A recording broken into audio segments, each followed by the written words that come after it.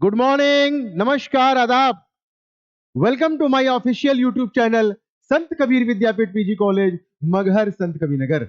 माई self doctor Mirajuddin, BCA department से। हम लोगों ने सी कोर्स को चुना है कि हमारे आसपास के बच्चों को, पूर्वांचल के बच्चों को, नेशनल और इंटरनेशनल के बच्चों को सी में एक अच्छी क्लास मिल सके। हमारा महाविद्यालय, हमारा ऑफिशियल यूट्यूब चैनल इस बात के लिए पूरी तरह से कटिबद्ध है कि आपको बेहतरीन से बेहतरीन क्लासेस सभी विषयों में मिल सके। सी लैंग्वेज में हमने इसके पहले 3 क्लास दे दिया है। 3 क्लास में कम शब्दों में, छोटी छोटी क्लासेस में आपको समझाने की कोशिश की गई है कि एक प्रोग्रामिंग करने के लिए हमको क्या क्या, कैसे कैसे स्टेप से गुजरना पड़ता है। उन स्टेप्स में हमने पहले लेसन में बताया था कि इंट्रोडक्शन टू सी क्या होता है, हिस्ट्री ऑफ सी क्या होता है, और एक स्टूडेंट पॉइंट ऑफ व्यू से सी लैंग्वेज को क्यों पढ़ना चाहिए। दूसरी क्लास में हमने सी लैंग्वेज के ही टोकन्स में बात किया था कि टोकन का यूज क्या है और एक प्रोग्राम बनाने के लिए टोकन का इस्तेमाल क्यों करते हैं।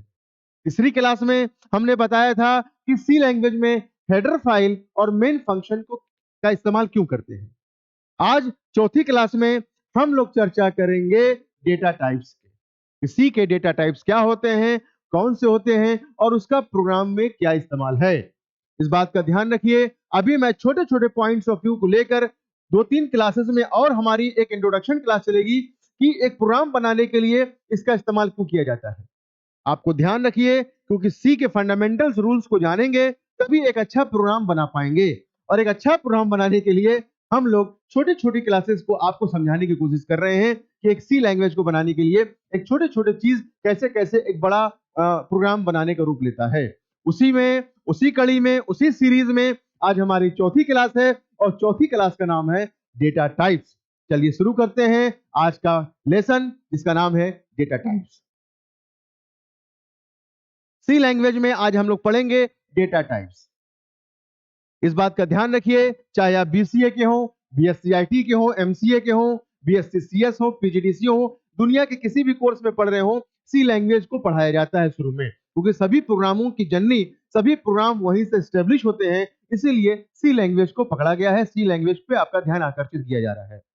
सी लैंग्वेज के सीरीज में आज चौथी क्लास होने के बाद चलते आज हम लोग पढ़ेंगे डेटा टाइप्स। डेटा टाइप्स, हमारे डेटा का क्या टाइप्स होगा। जब हम सी लैंग्वेज में कोई प्रोग्राम बनाते हैं और प्रोग्राम बनाते हैं तो हमें एक डेटा की जरूरत पड़ती है, और उस डेटा का हम अपने प्रोग्राम में, अपने प्रॉब्लम में उसका सोल्यूशन कैसे करेंगे, उसके लिए हमको डेटा टाइप्स की जरूरत पड़ती है। और डेटा टाइप्स इंपॉर्टेंट होता है क्योंकि किसी भी वैल्यू को एस्टेब्लिश करने के लिए, किसी भी वैल्यू को आइडेंटिफाई करने के लिए हमको डेटा टाइप्स को डिफाइन करना पड़ता है। तो चलिए देखते हैं डेटा टाइप्स क्या होता है। Data types of types which used in the program, हम डेटा टाइप्स का यूज प्रोग्राम में करते हैं। In others we can say that is used to declare variable. Variable को डिक्लेयर करने के लिए हमको डेटा टाइप्स का इस्तेमाल करना पड़ता है। आइए जानते हैं कैसे हम वेरिएबल को डिक्लेयर करते हैं। जैसे अगर हमने लिख दिया INT,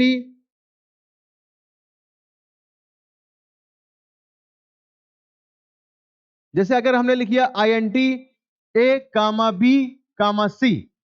इसके पहले क्लासेस में हमने आपको वेरिएबल के बारे में बता रखा है, तो आपको पता होगा A और B और C क्या है, हमारे वेरिएबल्स हैं। लेकिन A और B और C का टाइप क्या होगा, क्योंकि A में कोई वैल्यू डालेंगे, B में कोई वैल्यू डालेंगे और C में हम कोई वैल्यू डालेंगे, यानी कि न्यूमेरिकल वैल्यू। तो A और B C का टाइप क्या होगा, किस प्रकार के ये डेटा है हमारे, इसको डिक्लेयर करने के लिए हमने INT लिया है। बहुत सारे लोग इसको इंट भी बोलते हैं, बहुत सारे लोग INT बोलते हैं, लेकिन इसका पूरा नाम है इंटीजर। इसका पूरा नाम क्या है? इंटीजर। मेरे प्यारे प्यारे मीठे मीठे स्टूडेंट, इसका क्या नाम है? इंटीजर है। तो इंटीजर टाइप का ये वैल्यू है, ये वेरिएबल ABC हमारा इंटीजर टाइप का है। इसको डिक्लेयर करने के लिए हम लोग डेटा टाइप का इस्तेमाल करते हैं, यानी कि INT हमारा क्या है? डेटा टाइप्स है। INT हमारा क्या है? डेटा टाइप्स है कि हम जिस प्रकार की उसमें वैल्यू रखेंगे, हमको इस प्रकार की वैल्यू उसमें रखना है। तो हम अपने वेरिएबल को डिक्लेयर करने के लिए, हमारे डेटा का टाइप क्या है इसको बताने के लिए हम डेटा टाइप का इस्तेमाल करते हैं। चाहे वो सी लैंग्वेज हो, सी प्लस प्लस हो, जावा हो, या और भी तमाम तरह की जितनी भी लैंग्वेजेस दुनिया में आई हैं या आगे भी पढ़ेंगे, सब में हमको वेरिएबल को डिक्लेयर करने के लिए, वेरिएबल को डिफाइन करने के लिए, वेरिएबल का मान बताने के लिए, वेरिएबल की चीजों को डिफाइन करने के लिए हमको डेटा टाइप का इस्तेमाल करना पड़ता है, डेटा टाइप लगाना पड़ता है। बिना डेटा टाइप के आपके वेरिएबल, आपकी वैल्यू आइडेंटिफाई नहीं होगी। तो इसलिए वेरिएबल को डिक्लेयर करने के लिए हम लोग डेटा टाइप का इस्तेमाल करते हैं। डेटा टाइप्स सी लैंग्वेज में या और भी जो लैंग्वेजेस है उसमें दो प्रकार के होते हैं। दो प्रकार के हमारे डेटा टाइप्स होते हैं। Classification of data types. Data type हमारे दो प्रकार के होते हैं। पहला है प्रिमिटिव डेटा टाइप्स, दूसरा है सेकेंडरी या user defined types. Primitive data types को प्राइमरी भी कहते हैं या प्री डिफाइन भी कहते हैं। प्रिमिटिव डेटा टाइप्स को प्राइमरी भी कहा जा सकता है या प्री डिफाइन भी कहा जा सकता है। सेकेंडरी को यूजर डिफाइन कहा जा सकता है या डिराइव्ड भी कहा जा सकता है। अलग अलग किताबों में अलग अलग प्रोग्रामर, अलग अलग साइंटिस्टों ने इनका नाम रखा है। तो इस तरह के नाम है, जैसे प्राइमरी डेटा टाइप या प्रिमिटिव डेटा टाइप या प्री डिफाइंड डेटा टाइप। दूसरा होता है सेकेंडरी टाइप या यूजर डिफाइंड टाइप या डिराइव्ड टाइप। ये इतने प्रकार के सी लैंग्वेज में डेटा टाइप्स पाए जाते हैं। ठीक है, तो हम लोग पहले पढ़ते हैं प्राइमरी डेटा टाइप्स या प्रिमिटिव डेटा टाइप्स क्या होता है। प्राइमरी डेटा टाइप्स या प्राइमरी, प्रिमिटिव या प्री डिफाइंड, इस तरह भी इस नाम जाना जाता है। ठीक है, अब इतने प्रकार के होते हैं प्राइमरी या प्रिमिटिव या प्री डिफाइंड। प्राइमरी या प्रिमिटिव या प्री डिफाइंड का मतलब होता है कि इसकी मीनिंग पहले से डिफाइन है।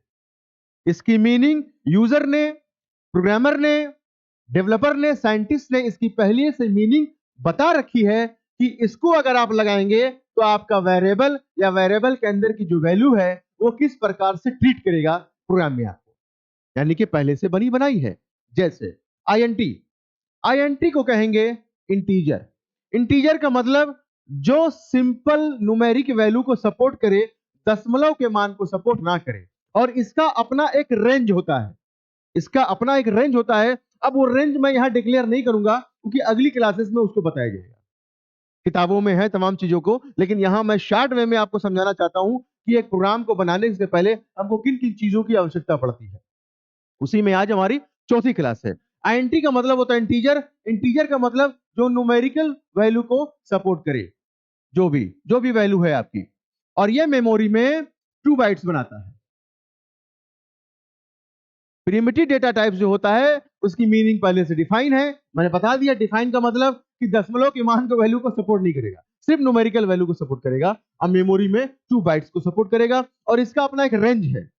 अलग अलग किताबों में अलग अलग राइटर ने थोड़ा ऊपर नीचे रेंज दे रखा है, लेकिन उस पर नहीं पढ़ते हैं क्योंकि वो बहुत टेक्निकल चीजें हैं। अभी उस पर आपको फोकस करने की जरूरत नहीं है। अभी आप फोकस ये करिए कि डेटा टाइप जो होता है वेरिएबल को डिक्लेयर करने के लिए होता है।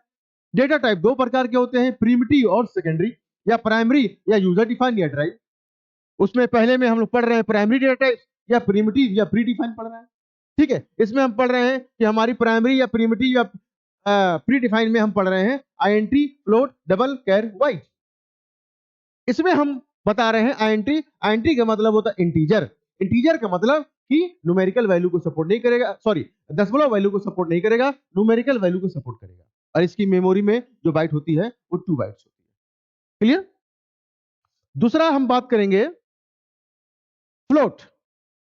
दूसरा हम बात करने जा रहे हैं फ्लोट।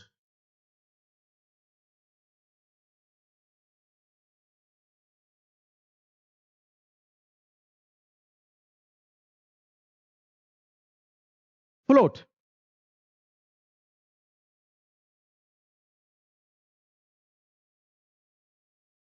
FLOAT, float. फ्लोट का मतलब होता है फ्लोटिंग, जो न्यूमेरिकल वैल्यू को भी सपोर्ट करे और डेसिमल वैल्यू को भी सपोर्ट करे।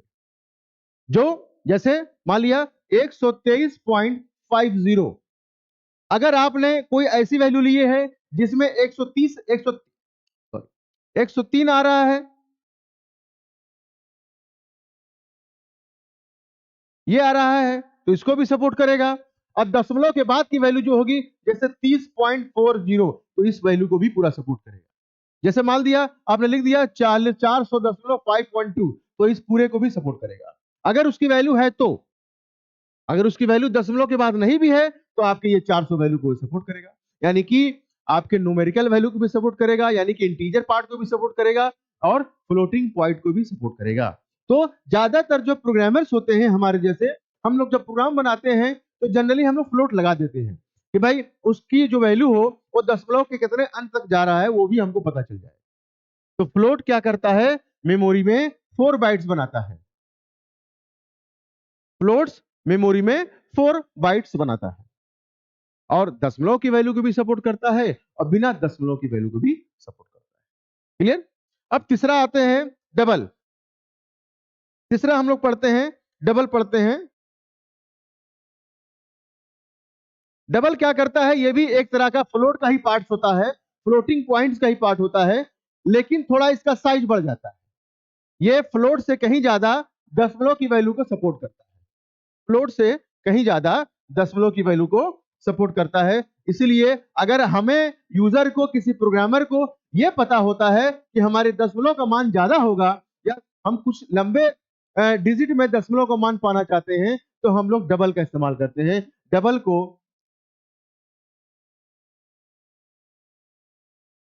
को हम लोग DOUBL से डिनोट करते हैं। डबल क्या करता है, यह भी दशमलव की मान को सपोर्ट करता है, जैसे मान कर दिया 3.40110, इस तरह से इसको भी सपोर्ट करता है, लेकिन इसका रेंज बढ़ जाता है और यह मेमोरी में 8 बाइट बनाता है। यह मेमोरी में 8 बाइट्स बनाता है। इसीलिए जब कोई हम लोग बड़े लंबे स्तर का प्रोग्राम बनाते हैं और उसमें मैथमेटिकल, अर्थमेटिकल, लॉजिकल या कुछ इस तरह के काम करते हैं, तो मेरे ख्याल से मेरे जैसे जो प्रोग्रामर होते हैं वो डबल का ही इस्तेमाल करते हैं, क्योंकि वो किसी भी स्तर से रेंज के रिस्क नहीं ले सकते। तो इस तरह के प्रोग्राम बनाने के लिए, दशमलव के काफी लंबे स्तर तक डिजिट को मानने के लिए हम लोग डबल का इस्तेमाल करते हैं और डबल मेमोरी में 8 बाइट बनाता है। अब चौथे पे हम चर्चा करेंगे कैर पे। कैर पर चर्चा करेंगे क्योंकि कैर का मतलब होता है कैरेक्टर। कैर का मतलब है कैरेक्टर। अगर हम कोई ऐसा प्रोग्राम बना रहे हैं जिसमें हमको कैरेक्टर वैल्यू लेना हो, कैरेक्टर का मान रखना हो, शब्दों का मान रखना हो, वर्ड का मान रखना हो, तो हम लोग कैर का इस्तेमाल करते हैं। यानी कैर का मतलब होता है कैरेक्टर। कैर का मतलब क्या होता है, कैरेक्टर। CARACTER। कैरेक्टर को शॉर्ट में लिखते हैं CHAR और ये सिंगल कोट्स में होता है, सिंगल कोट्स में।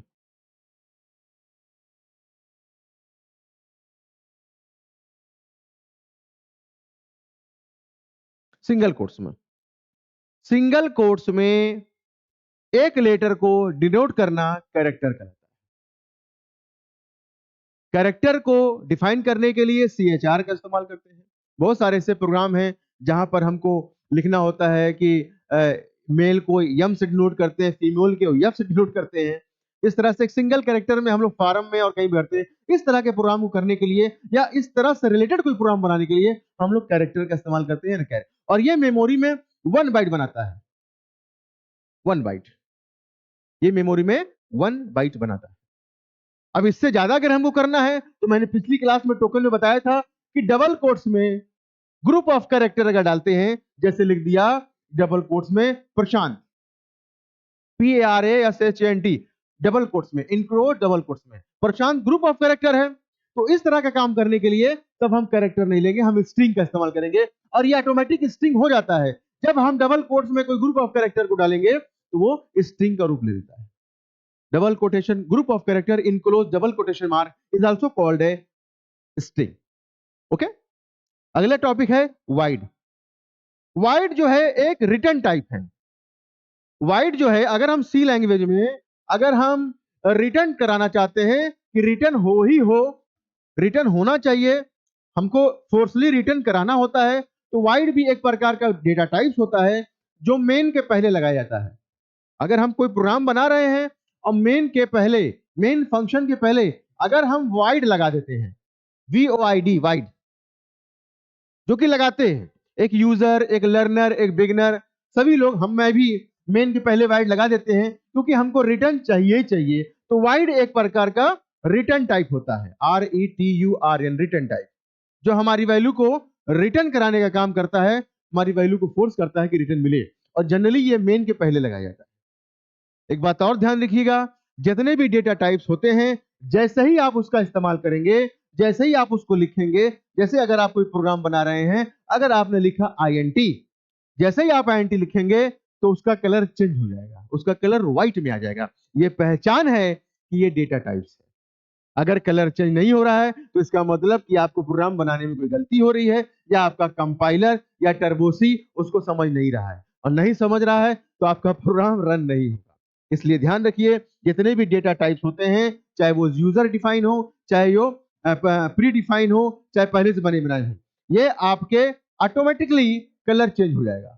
कैसे होगा, किस तरह से होगा, हम आगे की क्लासेस में जब हम प्रोग्रामिंग पर चर्चा करेंगे, एक प्रोग्राम बनाएंगे तो हम बताएंगे आपको कि कैसे ये चेंज हो रहा है, और आप ऑनलाइन स्क्रीन पर देखेंगे ऑटोमेटिकली चेंज हो रहा है। अगर आप प्रोग्राम बनाना चाहते हैं तो टर्बी लोड करिए, उसमें प्रोग्राम देखिए, जैसे ही आप INT लिखेंगे, डबल लिखेंगे, फ्लोट लिखेंगे, कैर लिखेंगे, वाइड लिखेंगे, ऑटोमेटिकली उसका कलर चेंज हो जाएगा। पहले रहेगा ग्रीन या ब्लू कुछ रहेगा, जैसे ही आप लिखेंगे, स्पेस देंगे, व्हाइट कलर में हो जाएगा। इसकी पहचान है कि ये डेटा टाइप्स है। तो जनरली हम प्राइमरी डेटा टाइप्स में या प्री डिफाइंड डेटा टाइप्स में ये पांचों वर्ड को पढ़ते हैं, पांचों कीवर्ड्स को पढ़ते हैं, या पांचों ये डेटा टाइप्स का इस्तेमाल करते हैं, जैसे INT, फ्लोट, डबल, कैर, वाइड। INT मतलब इंटीजर, जो न्यूमेरिकल वैल्यू को सपोर्ट करता है, फ्लोट जो न्यूमेरिकल, इंटीजर, दशमलव सभी मान को सपोर्ट करता है, डबल उससे एक्स्ट्रा रेंज होता है, कैर सिंगल कैरेक्टर को सपोर्ट करता है, वाइड रिटर्न टाइप होता है जो मेन फंक्शन के पहले लगाया जाता है। ये स्पेशली है, ज्यादातर कोई भी प्रोग्रामर होता है, हम और आप जो भी हूं, ज्यादातर इसी डेटा टाइप्स का इस्तेमाल करके बड़े से बड़े प्रोग्रामिंग को वो सॉल्व करते हैं। ठीक है, अगले टॉपिक पे बात करते हैं सेकेंडरी। सेकेंडरी या user defined data types. Secondary या यूजर डिफाइंड डाटा टाइप्स जो होते हैं, जो यूजर खुद अपनी आवश्यकता के अनुसार, अपने प्रोग्राम को देखते हुए, अपने प्रॉब्लम को देखते हुए खुद एक डेटा टाइप क्रिएट करता है, या उस डेटा टाइप का इस्तेमाल करता है अपने प्रॉब्लम को सॉल्व करने के लिए, जैसा वो चाहता है। इसीलिए इसका नाम यूजर डिफाइंड रखा गया है, या सेकेंडरी। ये है एरे है, पॉइंटर है, स्ट्रक्चर है, और यूनियन है। इसके अलावा भी बहुत सारे हैं, जैसे स्ट्रीम्स हैं सारी, और तमाम तरह के आगे हम लोग क्लासेस में पढ़ेंगे। लेकिन आज की क्लासेस में हमारा बताने का मकसद था कि सी लैंग्वेज में डेटा टाइप्स क्या होता है। सी लैंग्वेज में हमने आज की क्लास में बताया कि वेरिएबल को डिक्लेयर करने के लिए डेटा टाइप्स का इस्तेमाल किया जाता है। वेरिएबल क्या होता है, टोकन्स में हमने बता रखा है, और अभी हमने समझाया कि INT A, B, C अगर लिखते हैं हम, तो ABC हमारा वेरिएबल है, और ABC को डिक्लेयर कर रहा है INT, और INT pre defined primary primitive data types या प्राइमरी डेटा टाइप्स होता है, जिसकी मीनिंग पहले से डिफाइंड है। तो ABC हमारा वेरिएबल है, INT हमारा डेटा टाइप्स है। जनरली यूजर और प्रोग्रामर इन्हीं सभी डेटा टाइप्स का इस्तेमाल करते हैं। फिर हमने बताया कि डेटा टाइप्स कितने प्रकार के होते हैं, 2 प्रकार के होते हैं, pre defined, user defined. Pre defined में हमने बताया कि 5 प्रकार के होते हैं, INT, फ्लोट, डबल, कैर, वाइड। INT इंटीजर वैल्यू को सपोर्ट करता है, फ्लोट डेसिमल पॉइंट को सपोर्ट करता है, डबल फ्लोटिंग पॉइंट से एक्स्ट्रा जो रेंज होता है उसको सपोर्ट करता है, कैर सिंगल कैरेक्टर को सपोर्ट करता है, वाइड एक रिटर्न टाइप होता है, और इन सब की मीनिंग पहले से डिफाइंड है। दूसरा हमने बताया आज कि सेकेंडरी मेमोरी या यूजर डिफाइंड कौन से होते हैं, एरे, पॉइंटर, स्ट्रक्चर और यूनियन। ये सब यूजर अपने प्रोग्राम को देखते हुए, अपने प्रॉब्लम को देखते हुए डेटा को डिक्लेयर करते हैं, वेरिएबल को डिक्लेयर करते हैं, जिससे कि हमें अपने प्रोग्राम को बनाने में आसानी हो। आज के लिए इतना काफी है। अगली क्लासेस में हम कुछ और नए टॉपिक्स को लेकर आएंगे सी से रिलेटेड, कि आगे की क्या है छोटे छोटे पॉइंट्स, जिससे कि हम जल्दी से इन फंडामेंटल चीज को समझ लें, और आगे एक आध दो क्लासेस में हम एक प्रोग्राम को बनाकर समझाएं कि पिछली 5-6 क्लासेस जो हमने पढ़े हैं, उन क्लासेस का इस्तेमाल प्रोग्राम में क्या है। क्योंकि अगर अभी हम प्रोग्राम बनाएंगे तो आपको टोकन समझ में नहीं आएगा, आपको स्पेशल कैरेक्टर समझ में नहीं आएगा, आपको ऑपरेटर समझ में नहीं आएगा, आपको डेटा टाइप समझ में आएगा, आपको वेरिएबल समझ में नहीं आएगा। इसीलिए इन फंडामेंटल चीजों को मैं पढ़ा रहा हूं कि जब मैं एक छोटा सा प्रोग्राम बनाऊं तो मैं ये शब्द बोलूं कि ये ऑपरेटर है, मैं ये शब्द बोलूं कि ये डेटा टाइप्स है, मैं ये शब्द बोलूं कि ये वेरिएबल है, तो आपको भली भांति समझ में आए कि सर ने इसके बारे में समझा रखा है। क्योंकि उस टाइम समझाना नहीं है, एक प्रोग्राम बता के सी लैंग्वेज में कैसे एक छोटा सा प्रोग्राम बनता है, कैसे उसमें एक सॉफ्टवेयर डेवलप किया जाता है, कैसे arithmetical, logical, statistical, mathematical concept को इन्वॉल्व करके एक बड़ा प्रोग्राम बनाया जाता है। इसकी क्लासेस आगे की क्लासेस में हम बताएंगे। आज के लिए इतना ही, आगे की क्लासेस में हम आगे और बताएंगे नेक्स्ट पार्ट में कि और कौन सी फंडामेंटल चीज है। जुड़े रहिए हमारे ऑफिशियल यूट्यूब चैनल से। Thank you.